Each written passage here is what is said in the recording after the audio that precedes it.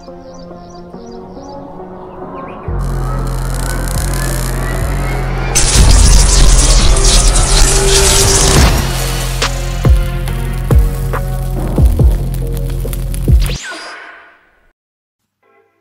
donc je suis dans After Effects et je vais créer une nouvelle composition. Je vais ensuite aller dans Calque, Nouveau et ajouter un solide. Ensuite, on va aller dans Effet en haut, dans Bruit et Grain et ajouter l'effet bruit fractal. À gauche, on va changer Simple à Dynamique progressif et on va cocher Inversion. Ensuite, moi je vais augmenter un peu le contraste. Ensuite, on va animer l'évolution en cochant le petit chronomètre à côté. Ensuite, je vais à la fin de la vidéo et je change la valeur de l'évolution. Et là, ça ressemble à un truc comme ça. Ensuite, à droite, je vais chercher l'effet CC Glace et le glisser en dessous de l'autre effet. Et ça va l'ajouter à notre vidéo.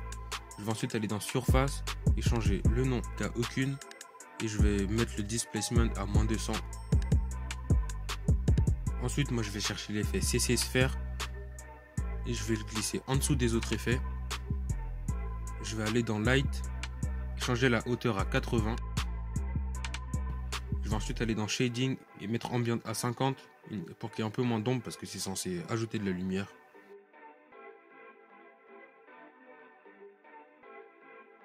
Ensuite, je vais cocher sur le petit chronomètre à côté de rotation Y et changer la valeur à la fin de la vidéo pour pouvoir faire tourner la balle. Et pour l'instant, ça ressemble à ça. Je vais ensuite dupliquer l'effet CC Glace en faisant CTRL D et je vais glisser en dessous des autres effets.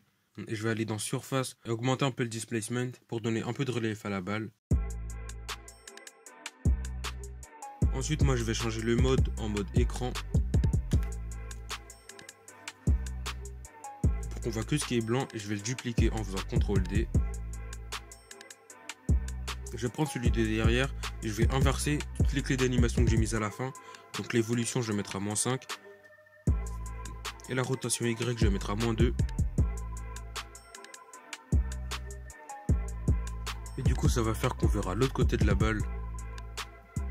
Ensuite je vais sélectionner les deux calques et je vais faire une précomposition. Et là ça va commencer à styler. Je vais chercher l'effet CC Radial Fast Blur. Et je vais le faire glisser sur la vidéo.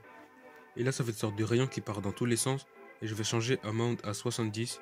Et ça fait des rayons très stylés qui partent dans tous les sens. Ensuite, je vais ajouter un nouveau calque comme tout à l'heure. Et je vais ajouter l'effet Cyber.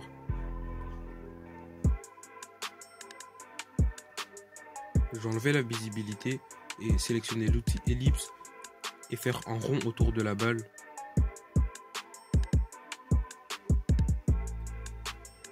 Une fois qu'on a fait ça, on peut remettre la visibilité. À gauche, on va aller dans Customize Score et changer ça à Layer Mask. Et là, on voit que ça fait un laser autour du rond qu'on a fait.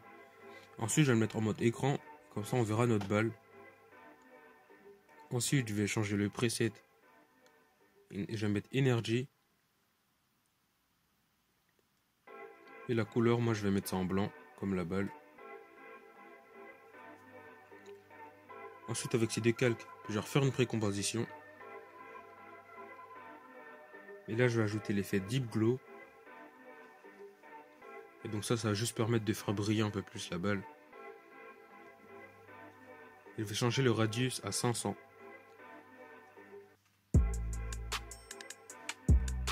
Voilà, donc là c'est presque fini, mais il reste encore deux petits trucs.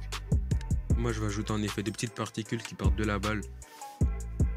Ensuite je l'agrandis comme je voulais. Je l'ai passé en mode écran. Et j'ai ajouté l'effet teindre pour le mettre en blanc. Et j'ai encore fait une précomposition. Ensuite j'ai ajouté l'effet CC Color Neutralizer. Et là ça va être très stylé. On va changer les mid-tone unbalance. C'est avec ça qu'on pourra changer un peu la couleur de la balle. Par contre la couleur que vous prenez elle va être inversée, je sais pas pourquoi. Mais du coup voilà. Pour ceux qui n'ont pas forcément After Effects ou qui ont la flemme de refaire cet effet, dans la description, je vous ai mis les effets de balles, une bleue, une rouge et une verte. Et vous avez juste à l'importer dans n'importe quel logiciel de montage et à le mettre en mode écran. Donc moi j'ai pris la balle bleue et ensuite j'ai fait mon tracking, je l'ai mis là où je voulais. J'ai rajouté des lens flares à l'aide du plugin Optical Flares et ensuite j'ai exporté ma petite vidéo.